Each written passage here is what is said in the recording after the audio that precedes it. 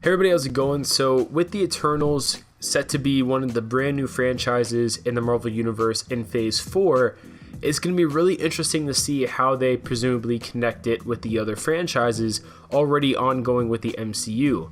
Now obviously we have things like Guardians of the Galaxy, Captain Marvel, definitely leading the way for, I guess, as far as we know it, the more cosmic side, until they introduce new franchises such as Nova, which I think is maybe one of the most highly anticipated cosmic superheroes on the Marvel end of things from a lot of people I've talked to and from just what I've seen on social media, things like that.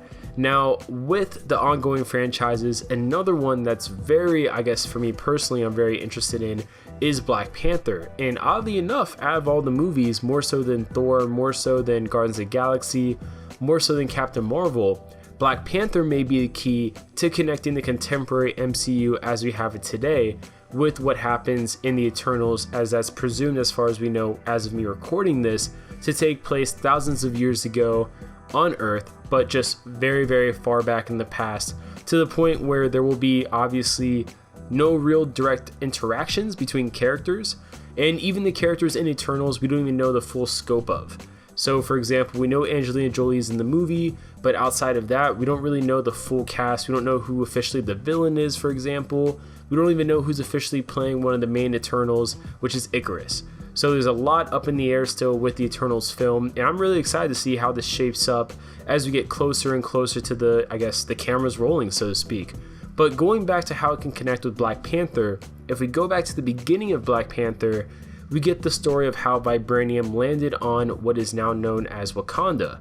It was really interesting to me because in a lot of different versions of how Marvel handles the introduction of vibranium and eventually how vibranium gets into Wakanda, depending on which multiverse, which I guess canon you're looking at, you'll get a different interpretation. So a lot of them has, I guess, it kind of laid out where vibranium comes from space. Some of them have it where it's just something put into the earth and just, I guess, there from it. They don't really go too much into it.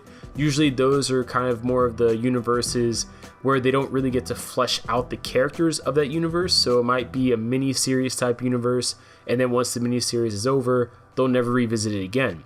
But for certain stories, things connecting vibranium, Wakanda, the Eternals, the Celestials, goes kind of a bit like this. So basically, the Celestials are birthed into planets, and to protect them kind of while they're gestating, so to speak, while they're maturing, they are surrounded by a, I guess, circle of vibranium, if you will, while the Celestials are hibernating in the center of the earth, the core of the earth. And the energies released during this process is what causes things like the mutagene, or metagene, I guess you could say, or the mutagene, the X gene, whatever. So it causes the superhumans to appear because of that on Earth, because the Celestial is on Earth, in the core of Earth, maturing over time. Now, while it's also happening, the Celestials make a antibody type species, which is, unbeknownst to them, basically programmed to protect the Celestial at all costs until the Celestial has reached full maturity. And these beings in this canon are the Eternals. So I think it'd be really interesting if maybe the Eternals are related in that kind of weird way to the Celestials in the Eternals movie. That'd be kind of cool. And also because of this, that'd be a really interesting way of maybe going into how vibranium was introduced to Earth. Now, obviously the beginning of Black Panther doesn't have to be 100% accurate, considering it's a story presumably passed down from generation to generation. So obviously things will get a little twisted here and there depending on who's telling it, especially when you consider the amount of generations it probably had to go through.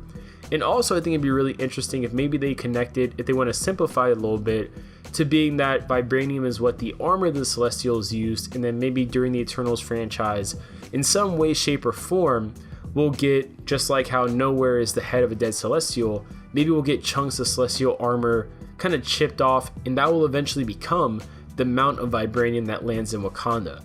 I think there's a few different ways they can go with it here, where they can have everything, as they say, all be connected, but not have to be extremely connected to the point where you have crossover events with the Eternals, the Avengers, the Eternals, and Guardians, something like that. I mean, like I said before, we don't really know exactly the route they're going to take with the Eternals, but based on different comics canon, I just thought it'd be really interesting to point out how they could connect the Black Panther franchise with the Eternals franchise based simply off of this version of the Eternals and how that relates to the Celestials and how the Celestials use vibranium in this instance. But comment below your guys' thoughts. What do you guys think about this?